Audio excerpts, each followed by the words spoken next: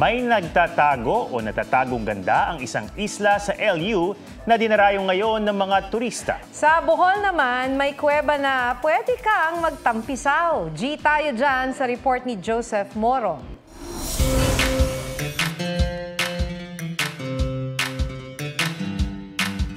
Talaga namang mapapawaw ka sa sobrang linaw ng tubig sa malaparaisong Imuki Island sa La Union. Tiyak na mag-i-enjoy ka rin na libutin ng maliliit na isla habang sakay ng bangka. Kung gusto naman maglakad, pwede rin dahil may parteng mababaw ang tubig. Puntahan din ng mga pakawan.